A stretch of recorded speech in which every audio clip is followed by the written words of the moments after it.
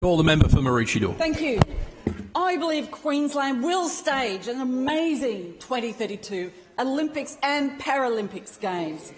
It will be the greatest show on earth, an awesome opportunity for us to showcase the best of our state and nation and to inspire another generation of young sportsmen and women. Queensland will deliver the Games and do it well.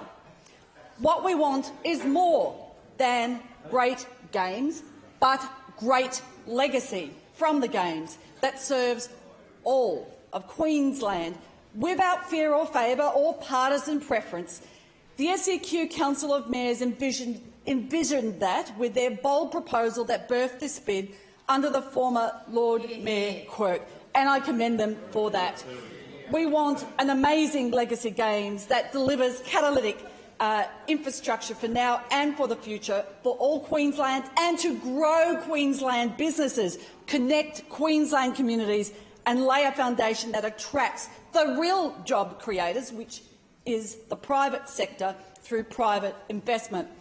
And that requires a different and much better approach than what we've seen to date with infrastructure delivery in Queensland under the state Labor government, where projects blow out by hundreds of millions of dollars, undermining delivery of many other much-needed projects. I want to see us go for gold with infrastructure for the Olympics, but it isn't a handicap. It is about ensuring that you take the restraints off by the ineptitude of badly scoped projects, projects that weren't all bad, but badly scoped and delivered without attention to the fact it's taxpayers' money, they deserve value for money, and they are the ones who want a good legacy, not a legacy of lost opportunity. It's time to do infrastructure differently in Queensland. And I will reference the best practice industry conditions, or BPIC, which has been criticised by industry as being part of that handicap I just talked about that we don't want to see in Queensland. And I will table the submission from the Queensland Major Contractor Association to a federal inquiry about their concerns. And interestingly, they have a different view from the previous minister about the Townsville Stadium, which is a great facility. But they say it actually cost 25% more, or $48 million more, due to BPIC. See, this Labor government's way of saying, oh, it came in time and on budget, is to change the scope, change the ultimate budget and say it was on time and on budget. Well, in fact, according to industry, the application of these conditions, which are in fact the union favourment provisions, it's not about safety, it's not about Queensland first with industries getting contracts, it's actually about layering extra IR provisions and cost through the union favourment provision, which are unfortunately going to hamper how much can be delivered in regard to the infrastructure we need from these Olympics and into the future. And I table that submission. Let's get it right. Let's get the infrastructure we need built for all of Queensland and within South East Queensland. Don't lose the opportunity to connect greater South East Queensland. Great facilities in the middle of Brisbane. I'm on the Sunshine Coast, where Maroochydore is the capital of the Sunshine Coast, and there is not, in fact, a plan under this government yet to deliver rapid and express public transport with a rail into Maroochydore on the CAMCOS corridor. I'm calling on this government, be it from the Cape to Currumbin, be it within South East Queensland, which is expanding rapidly, that they don't lose the opportunity for a proper pipeline of works. I want to see CAMCOS and the Maroochydore rail built into Maroochydore. I want to see all of Queensland benefit from a golden era that is a golden era for everyone in Queensland and not just a few favoured few. We've seen the $600 million blowout with the Coomera connector, the $330 million blowout on the light rail stage 3, the $2 billion blowout that we've heard about in regard to Cross River Rail.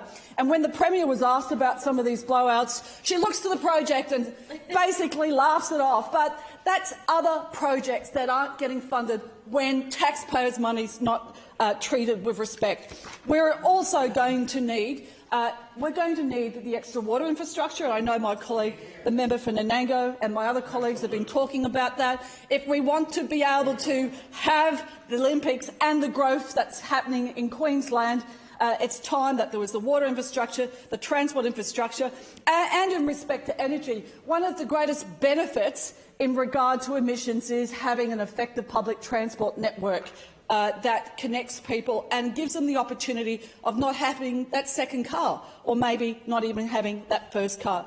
Let's see economic development that is based on government doing its job and not delivering less with more, but delivering more with more, because we desperately need it. In a state where I also quote from Infrastructure Australia, in the last Queensland budget, they were criticised by Infrastructure Australia for actually cutting relative spending.